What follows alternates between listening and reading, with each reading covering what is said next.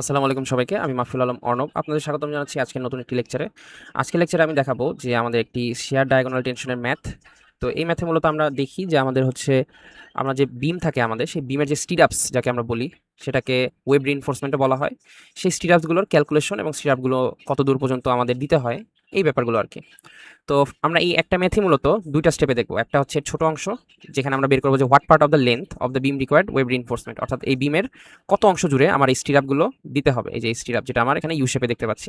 আর আরেকটা অংশে দেখবো যে এই স্টিরাপগুলোর ক্যালকুলেশন, অর্থাৎ স্টিরাপগুলোর সাইজ, ডায়ামিটার, তাদের সেন্টার টু সেন্টার স্পেসিং, এই জিনিসগুলো আর কি তারপরের অংশে দেখবো। তো ফার্স্ট অংশে আমরা ম্যাথটা পড়ি। A 10 feet cantilever beam has a rectangular section and carries uniform and concentrated factor load, self weight is included. অর্থাৎ আমার এই লোডগুলো যা যা দিছে এই লোডগুলো হচ্ছে আমার মানে মূলত আমার হচ্ছে সব ফ্যাক্টর করা। আমরা যে ফ্যাক্টর করতাম ইউএসডি মেথডে 1.2 এবং 1.6 লাইভ এবং ডেড এবং লাইভ লোডের জন্য, সেটা আর কি এখানে অলরেডি করা। সো আমাদের জাস্ট কি কাজ করতে হবে, এই লোডগুলোর ক্যালকুলেশন করতে হবে, এই আর কোনো গুণ করতে হবে না আর কি। দেন আমার এফ প্রাইম সি দিছে, আমাকে একটা ইনফরমেশন দিচ্ছে, এটা হচ্ছে normal weight concrete, F Y হচ্ছে আমার 60 কেএসআই, আর লাস্টে বলছে যে কোন পার্টের বিমের আমার ওয়েব রিইনফোর্সমেন্ট লাগবে, অর্থাৎ স্টিরাপটুকু আমার কতটুকু পর্যন্ত লাগবে। আমার কিন্তু পুরো অংশ জুড়ে, যেটা হচ্ছে পুরো অংশ জুড়ে স্টিরাপ লাগবে না, একটা সার্টেন পোর্শন পর্যন্ত স্টিরাপ লাগবে, এরপর আর দরকার পড়ে না। কারণ ওইদিকে গেলে আমার শেয়ার ফোর্সটা আসলে কমে যায়। স্টিরাপ মূলত দেওয়া হয় শেয়ার ফোর্স যে থাকে সেটাকে হচ্ছে রেজিস্ট করার জন্য।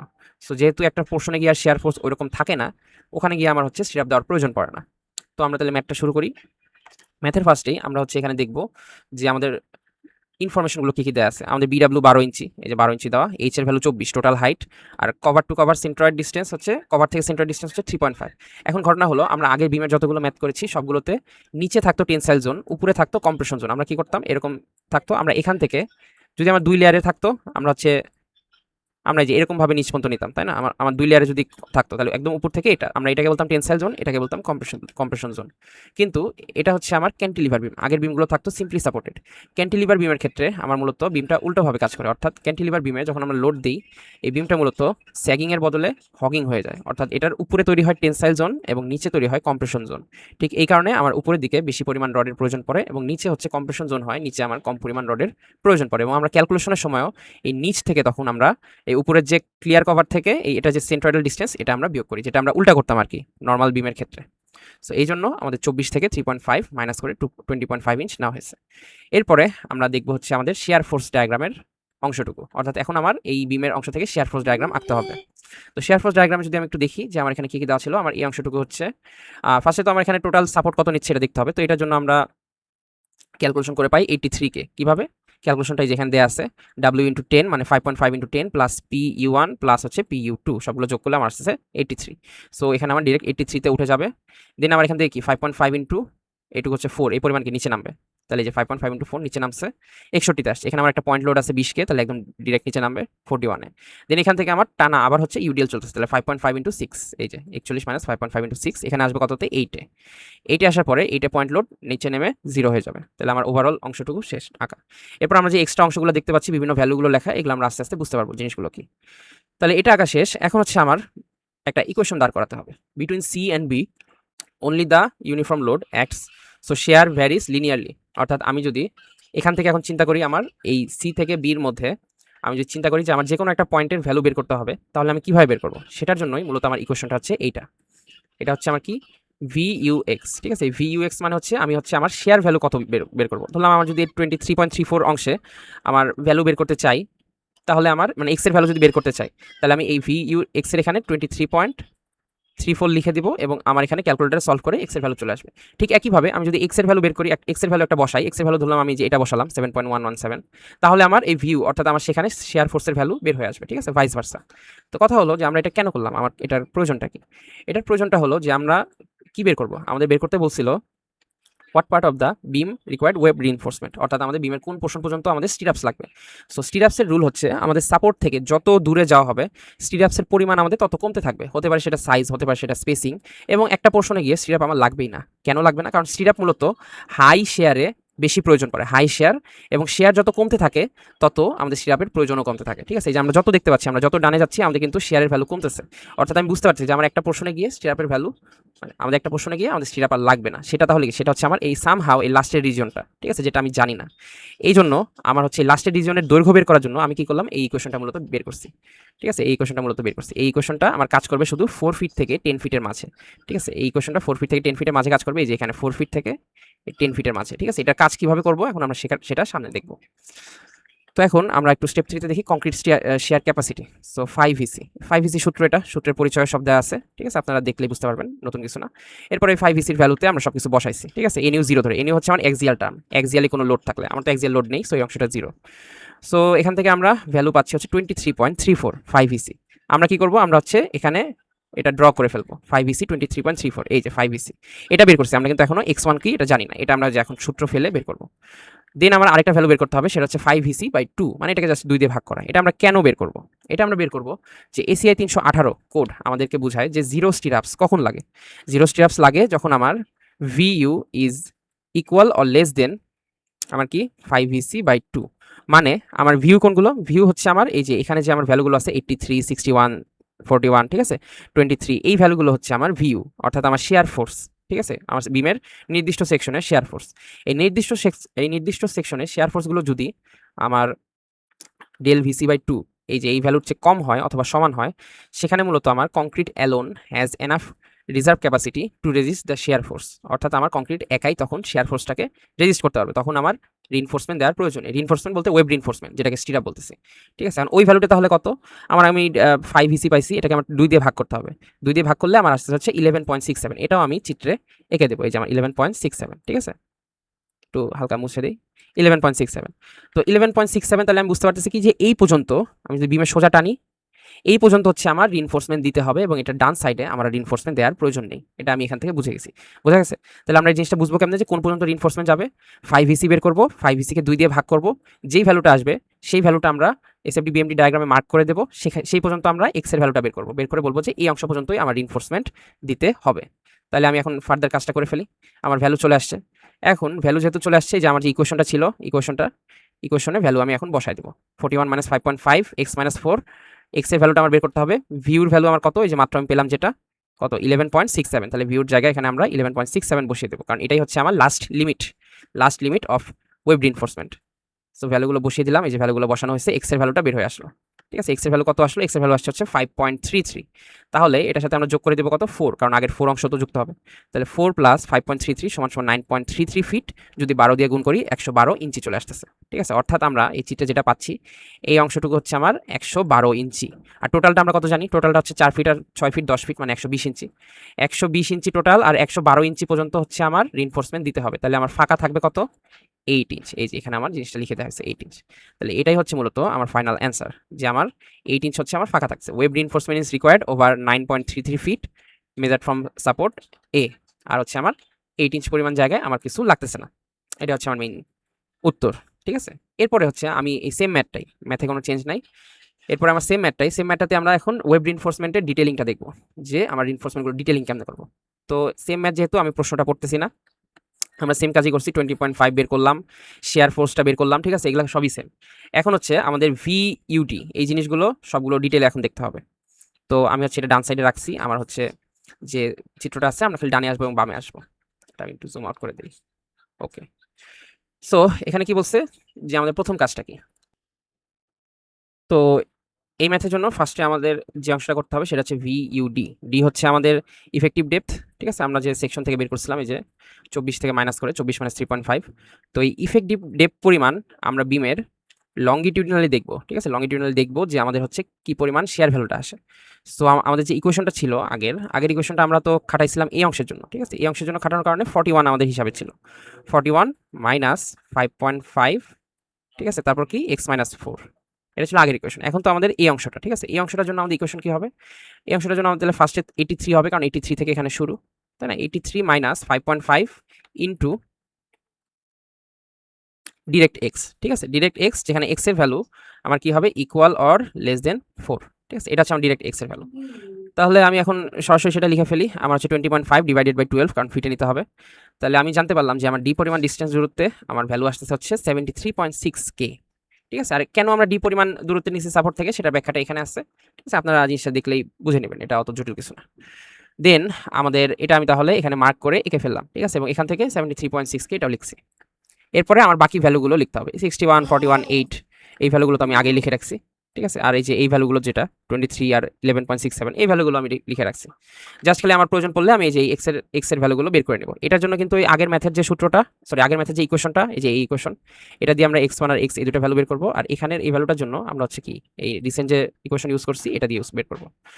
দেন আমরা এখন দেখি, দেন হচ্ছে আমাদের স্টেপ 2 তে হচ্ছে আমাদের কংক্রিটস ওন শেয়ার ক্যাপাসিটি সেম ক্যালকুলেশনটা আমরা করলাম। 5 ভ্যালু আসলে হচ্ছে 23.34 আর 5 এটার ভ্যালু হচ্ছে 11.67। তো আমরা কি জানি যে 11.67 এর ওই সাইডে গেলে আমাদের আর স্টিরাপ দিতে হয় না। এসবই আর কি আমাদের আছে। এখন আমরা প্রত্যেক সেগমেন্টে চেক দিব এবং বলবো যে আমাদের স্টিরাপ কি লাগতেছে কি লাগতেছে না। তো আমাদের ফার্স্ট সেগমেন্ট হচ্ছে আমার ভিইউডি, ঠিক আছে। ভিইউডি হচ্ছে যে এই পোর্শনটা ভিইউডি। তো ভিইউডিতে আমার ভ্যালু কত আসছে একটু দেখি। ভ্যালু আসছে হচ্ছে আমার 73.6।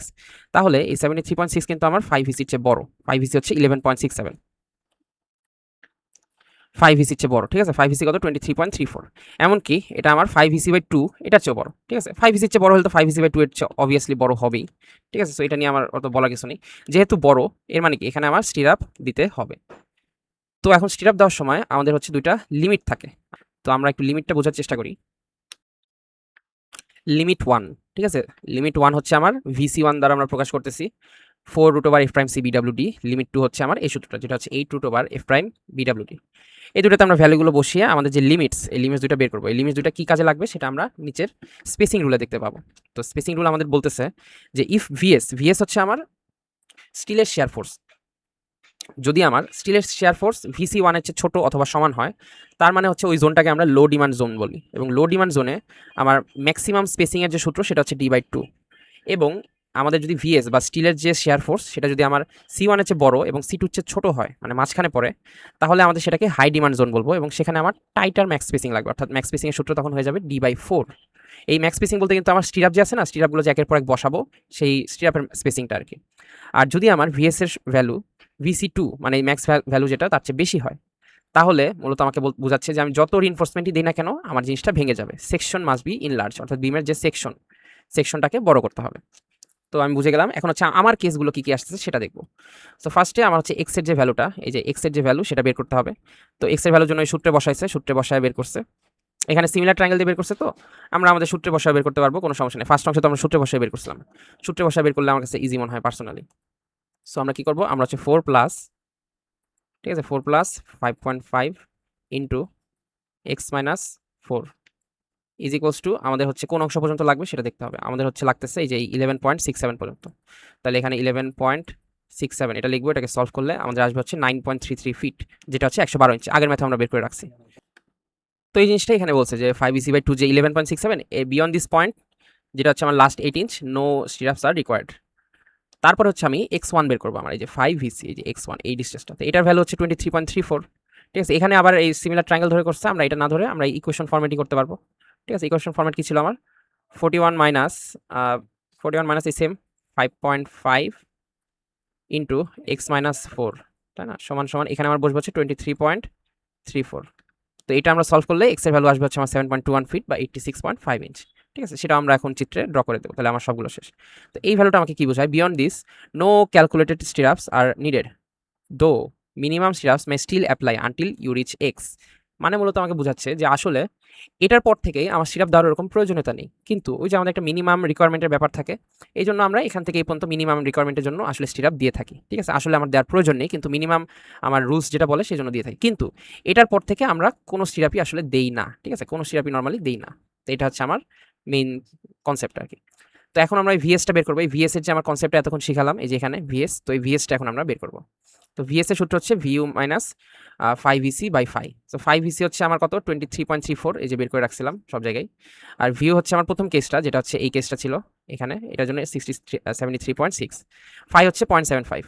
তো এটা আমার 67K আসছে। এটা এখন কোন রেঞ্জে পড়তেছে আমরা যদি একটু খেয়াল করি, এটা মূলত আমার পড়তেছে হচ্ছে এটার মাঝখানের রেঞ্জে, ঠিক আছে। 62.2 চেয়ে বেশি এবং 124.4 এর চেয়ে কম। তাহলে মাঝখানের রেঞ্জে পড়লে আমরা কি করি, আমাদের সূত্রটা হচ্ছে ম্যাক্স স্পেসিং এর জন্য আমাদের ইউজ করতে হবে D/4, কারণ এটা হচ্ছে হাই ডিমান্ড জোন। তাহলে আমরা লিখলাম d/4 বের করতে হবে। এখন আমাদের এটা আর কি সূত্র ডেরিভেশনটা দেখাইছে কিভাবে আসছে। আর এই d/4 ইউজ করতে হবে সেই জিনিসটা এখানে লিখছে আর কি। এই যে আমাদের যেহেতু এটা মাঝখানে পড়ছে আমরা d/4 ইউজ করব। সো আমরা নং 3 স্টিরাপস ইউজ করলাম। ঠিক আছে? এটা নরমালি ডিফল্ট একটা কথা যে যখন আমরা স্টিরাপ ইউজ করব ওয়েব রিইনফোর্সমেন্টের জন্য আমরা নাম্বার 3 ইউজ করি, যেটার এরিয়া হচ্ছে আমার 0.11 ইঞ্চি স্কয়ার। ঠিক আছে? এবং এখানে চিত্রে আমরা দেখছিলাম কি আমরা একটা ইউ স্টিরাপ ব্যবহার করছি। তো ইউ স্টিরাপে কয়টা ভার্টিক্যাল লেগ থাকে এগুলাকে আমরা লেগ বলি। তো ইউ স্টিরাপে 2টা ভার্টিক্যাল লেগ থাকে। এজন্য আমরা 0.11 যেটা ইউজ করছি এরিয়া, সেই 11 কে 2 দ্বারা গুণ করতে হবে। 2 দ্বারা গুণ করলে আমার স্টিল এরিয়াটা আসতেছে 0.22 ইঞ্চি স্কয়ার। ঠিক আছে? আর এখানে বিস্তারিত লিখছে যে এই জিনিসগুলো আসলে কি রোধ করে। ঠিক আছে? এই যে পটেনশিয়াল 45 ডিগ্রি ডায়াগোনাল যে ক্র্যাকগুলো আছে সেগুলো আর কি এটা রেজিস্ট করতে সাহায্য করে। এই জিনিসগুলো বলা আছে। সো আমরা কি রড ইউজ করবো এবং কি কতটুকু ইউজ করবো সেগুলো আমরা বলে দিছি। এখন আমাদের স্পেসিংটা বের করতে হবে। স্পেসিংটার মোট 4টা স্পেসিং আমাদের কাছে সূত্রের মাধ্যমে আমরা বের করে থাকি এবং 4টা স্পেসিং এর মধ্যে যে স্পেসিংটা সবচেয়ে ছোট তাকে আমরা ফাইনাল স্পেসিং বলবো। ঠিক আছে? ফার্স্ট স্পেসিংটাকে আমরা বলি ট্রাস্ট অ্যানালজি ফর্মুলা। ঠিক আছে? বেশি বোঝা লাগবে না, বুঝতে গেলে মাথা নষ্ট হয়ে যেতে পারে। আমরা ডিরেক্ট সূত্র লিখবো এবং সূত্রের ভ্যালুগুলো বসাবো। কত আসছে? 4 ইঞ্চি। ঠিক আছে? সূত্রের ভ্যালু কোনটা কি এখানে লিখে দেওয়া আছে। এরপরে আমরা বের করবো হচ্ছে S2 হচ্ছে আমার ওই যে আমরা যে চেক দিয়ে আসলাম। ঠিক আছে? S2 যে চেক দিয়ে আসলাম এটা হচ্ছে আমার S2 ভ্যালু। এই যে VS চেক দিয়ে যেটা আমরা বের করলাম যে আমার d/4 হবে না d/2 হবে, সেটা হচ্ছে আমার S2 এর জন্য। তো S2 আমরা পেয়েছিলাম d/4 হবে আমার, যেহেতু এটা হাই ডিমান্ড জোনে। তো d/4 এর d এর ভ্যালু বসালাম 20.5, এটাকে 4 দিয়ে ভাগ করলে 5.12 আসতেছে। ঠিক আছে? 5.12। এরপরে আমাদের S3 বের করতে হবে। S3 জন্য এটা আমার S3 সূত্র, এখানে সূত্র বসানোর পরে আমার আসতেছে 22 ইঞ্চ। এবং তারপরে আমার বের করতে হবে হচ্ছে S4। S4টা কি এটা একটু বলে রাখি।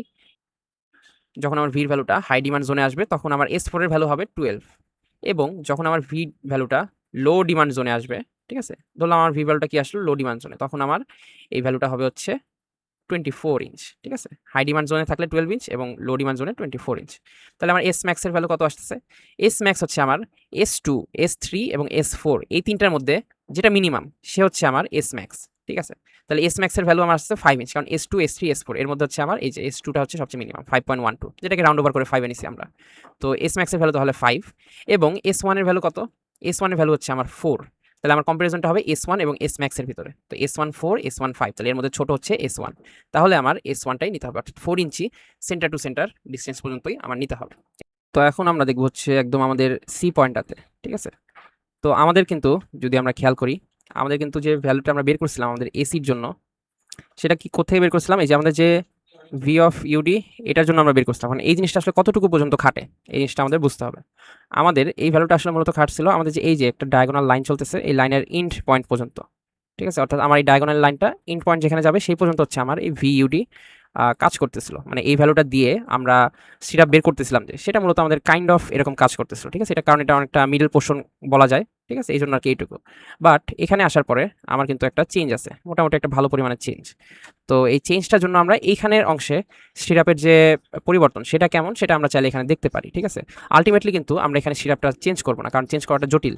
আমাদের এইটুকুর জন্য চেঞ্জ করাটা জটিল, কিন্তু আমরা ক্যালকুলেশনের খাতিরে আমরা ক্যালকুলেশন করে দেখাবো যে আসলে যদি আমরা পুরোপুরি পারফেক্ট ডিজাইন করতে চাই তাহলে আমার এখানে কতটুকু চেঞ্জ আসবে সেটাই মূলত এখন আমরা দেখবো। আমাদের যে এই পোর্শনটুকু আমরা করেছি, এরপরে আমরা দেখবো পরের পোর্শন, মানে জাস্ট সি পয়েন্টটাতে। ঠিক আছে? Just left of C point, C পয়েন্টটা জাস্ট বামে, একদম বামে যদি আমি একটা স্টিরাপও দিতে চাই সেটার আর কি। সো এখানে আমি 61 হচ্ছে আমার শেয়ার ফোর্সের ভ্যালু, যেটা আমার কি 5 ইসির চেয়ে বেশি, অর্থাৎ এখানে আমার রিইনফোর্সমেন্ট দিতে হবে। এবং আমার সূত্রে যদি আমি বসাই ভ্যালুগুলো, এই যে সূত্রের ভ্যালুগুলো বসালাম, আমার আসতে হচ্ছে স্টিলের যে শেয়ার ফোর্স সেটা হচ্ছে 50.2। তো 50.2 হচ্ছে আমার VC1, এটা হচ্ছে ছোটো। ঠিক আছে? VC1 ছিল আমার 60 পয়েন্ট সামথিং, সেটা চেয়েও ছোটো। এবং আমরা জানি যে যখন এই ভ্যালুটা VC1 এর চেয়ে ছোটো হয় তখন সেটাকে লো ডিমান্ড শেয়ার রেজিম বলা হয়, এবং তখন আমরা D/2 ব্যবহার করি। ঠিক আছে? আমি যদি একটু উপরে নিয়ে দেখাই, মনে যদি না থাকে, এই যে যখন আমার ছোট হয় তখন আমরা কি লো ডিমান্ড জোন বলি এবং D/2 ব্যবহার করি। তাহলে এখন আমরা সেই কাজটাই করব। আমরা এখন S1, S2 এই দুইটা বের করলাম। ঠিক আছে? S2 হচ্ছে D/2 দিয়ে বের করলাম, আর S1 হচ্ছে আমার সূত্র দিয়ে বের করলাম। ঠিক আছে? S1 সূত্র দিয়ে বের করলাম। এখন S3, S4 কত এটা তো বের করলাম না। S3, S4 আসলে অনেকটা ফিক্সড ভ্যালু। ঠিক আছে? S3 হচ্ছে আমার 22 ইঞ্চ আসবে, এবং S4 হচ্ছে আমার, যেহেতু এটা কি আমার লো ডিমান্ড শেয়ার রেজিম, এই জন্য S4 আমার আসবে হচ্ছে 24 ইঞ্চ। ঠিক আছে? এই দুটো ভ্যালু। এটা কিন্তু যদি আমার হাই ডিমান্ড হতো S4 এর ভ্যালু তখন আসতো 12 ইঞ্চ, আর লো ডিমান্ডে 24 আসে। আর S3 ভ্যালুটা আসলে সত্যি বলতে কনস্ট্যান্ট কেন? আমরা যদি S3 সূত্রটা দেখি, এই যে S3 সূত্র হচ্ছে এটা। তো S3 সূত্র কিন্তু আমাদের কোনো কিছু আসলে আমরা চেঞ্জ করতেছি না, তাই না? আমার বিম ইউনিফর্ম 12 থাকবে, এটাও 60,000 থাকবে, বিমে এটাও 0.22 থাকবে, ঠিক আছে? এই জন্য 22 ইঞ্চি এটা হচ্ছে ফিক্স। সো এই দুটো কিন্তু আমরা ক্যালকুলেশনে দেখাই নাই এই কারণে, কারণ আমার এই দুটো ভ্যালু যে S1 আর S2 এই দুটো ভ্যালু হচ্ছে, এই দুটো ভ্যালু অনেক বেশি, 22 আর 24। আর আমার রুলস কি? আমার রুলস হচ্ছে ছোট ভ্যালুটা নিতে হয়। সো এই জন্য আর কি দুটো দেখায় নাই, আপনি দেখাইলে কোনো সমস্যা নেই, ঠিক আছে? S3 S4। So S1 S2 আমি বের করলাম, আর S3 S4 আমি আলাদা করে দেখালাম। এটা হচ্ছে আমার 5.4 হচ্ছে সবচেয়ে ছোট ভ্যালু, তাহলে আমি 5.4 কে নিব, এটা রাউন্ড ওভার করে 5 এ নিলাম। এখন ঘটনা হচ্ছে আমার S1 যে সাপোর্টটা ছিল, এই যে S1 সাপোর্ট, এখান থেকে এই পর্যন্ত আমি ক্যালকুলেশন করে রাখছি 4 ইঞ্চি সেন্টার টু সেন্টার, আগের অংশটাতে আর কি। আর একদম সি পোর্শনের যে অংশ, এখানে আমি ক্যালকুলেশন করলাম 5 ইঞ্চি সেন্টার টু সেন্টার। তাহলে এই দুইটার মধ্যে কি খুব একটা ডিফারেন্ট আছে? আসলে তো নাই। যেহেতু এই দুইটার মধ্যে খুব একটা ডিফারেন্স নাই, আমরা ইঞ্জিনিয়ারিং প্র্যাকটিসে এই জিনিসটা আর চেঞ্জ করি না, আমরা যেটা হচ্ছে সেফেস্ট ভ্যালু সেটাকে ধরেই আগাই। অর্থাৎ আমার যে 4 ছিল, আমরা সেই 4 ধরেই আগাবো। অর্থাৎ ইউজ দ্য নং 3 ইউ স্টিরাপস, যেটা হচ্ছে আমার কি 4 ইঞ্চি centre to centre entire part of the AC segment. এখান থেকে এই পর্যন্ত ইন্টায়ার সেগমেন্টটা আমরা 4 ইঞ্চি সেন্টার টু সেন্টার নিয়েই কাজ করব। এরপরে আমার হচ্ছে সি আর বি ডিজাইন, মানে আমার এখন হচ্ছে আমার এই অংশ থেকে এই অংশ ডিজাইনটা করতে হবে। তো এটার জন্য আমরা কি করলাম, আমরা যে এই ভ্যালুটা নিলাম 41, ঠিক আছে? 41 নিয়ে আমি পাচ্ছি হচ্ছে 23.55, যেটা VC1 এর চেয়ে ছোট, মানে লো ডিমান্ড রেজিম, মানে S max এর ভ্যালু D/2। একইভাবে আমরা S1 S2 S3 S4 সবগুলো লিখলাম। তাহলে এখানে আমার S max এর ভ্যালু কি ছিল? 234 এর মধ্যে যে লোয়েস্ট, 234 এর মধ্যে লোয়েস্ট হচ্ছে আমার এটা, আর S1 এর ভ্যালু হচ্ছে 11.5। মেন কথা 4টার মধ্যে সবচেয়ে লোয়েস্টটা নিব, মেন কথা এটা, কোনো মাথায় ঘামাঘামি নাই, 4টার মধ্যে লোয়েস্টটা নিব। তো 10 ইঞ্চ হচ্ছে আমার 4টার মধ্যে lowest S2। So the course maximum spacing limit not stem governed use 10 inch for the part BC. Main কথা আমার এই 10 ইঞ্চি নিয়েই আমি হচ্ছে এই বিসিতে ডিজাইন করব, তাই না? আমাকে মেনলি বলা হচ্ছে যে এইটুকু পর্যন্ত ডিজাইন করতে হবে, কিন্তু আমি তো পুরোটা ডিজাইন করতে পারবো না, কারণ আমার পুরোটুকু জুড়ে তো স্টিল লাগবে না। তাহলে পুরোটা জুড়ে তো স্টিল লাগবে না, তাহলে যেটুকু লাগবে না সেটুকু আমি করবো না, বাকি অংশটুকু করবো। কোনটুকু লাগবে না আমরা তো আগে বের করে রাখছি, এই যে লাস্টে যে 8 ইঞ্চি, ঠিক আছে? লাস্টে যে 8 ইঞ্চি ওইটুকু লাগবে না, ওইটুকু বাদে আমরা বাকি অংশটুকু এটা ইউজ করে করবো। তো এখন হচ্ছে আমার কি মিনিমাম রিইনফোর্সমেন্ট চেক সূত্রের মধ্যে বসাবো, ম্যাক্সিমাম ভ্যালুটা মিনিমাম রিইনফোর্সমেন্ট হবে, এটা সূত্রে বসানোর পরে দুইটার মধ্যে ম্যাক্সিমাম আসছে 0.1, তাহলে এটা হচ্ছে আমার ম্যাক্সিমাম রিইনফোর্সমেন্ট, যেটা আমার কি 0.22 এর চেয়ে বড়, সরি 0.22 এর চেয়ে বড়, এই জন্য আমার রিইনফোর্সমেন্টও ঠিক আছে।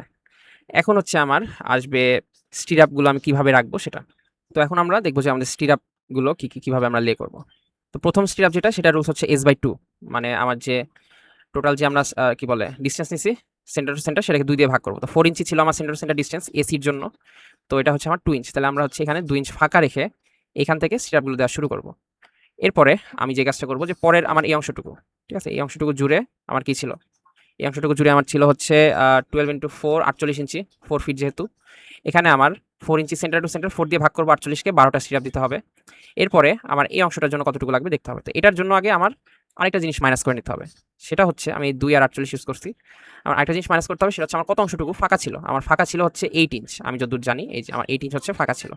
তাহলে আমি এখানে 8টা লিখে নিলাম টোটাল রানিং লেন্থে, এবং আমার হচ্ছে ফাঁকার পরে আরও 2 ইঞ্চি যেটুকু হচ্ছে আমরা এখানে ফাঁকা রাখছি, ঠিক আছে, বিমের শুরুতে, সেই অ্যামাউন্ট অফ আমরা বিমের শেষেও ফাঁকা রাখবো।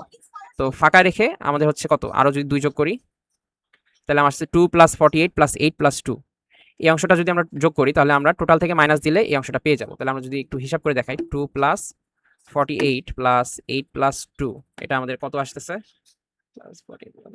এটা আমার আসতেছে হচ্ছে 60 ইঞ্চ, তাই না?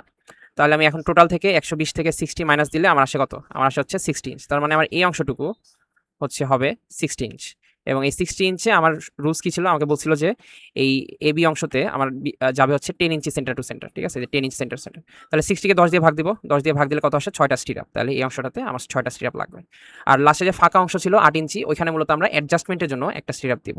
তাহলে টোটাল আমার স্টিরাপ লাগতেছে হচ্ছে 12 6 18 19, এবং হচ্ছে আমার কি লাস্টে হচ্ছে একটা এক্সট্রা লাগবে, তাই না? লাস্টে এক্সট্রা কেন লাগবে, ওই যে আমরা যে সিঁড়ির ক্ষেত্রে একটা হিসাব করতাম না, যে আমাদের ট্রেড আর রাইজারের সংখ্যা সম্ভবত বেশি, বা ট্রেডের সংখ্যা বেশি থাকতো, ঠিক আমার খেয়াল নেই, +1, ওরকম একটা অ্যাডজাস্টমেন্টের এখানে ব্যাপার আছে, ঠিক আছে? ওই অ্যাডজাস্টমেন্টের জন্য আমার হচ্ছে একটা স্টিরাপ মূলত বেশি লাগে, এই জন্য 12 + 6 + 1 + 1, এই জন্য আমাদের টোটাল স্টিরাপের সংখ্যা আসবে হচ্ছে 20টা।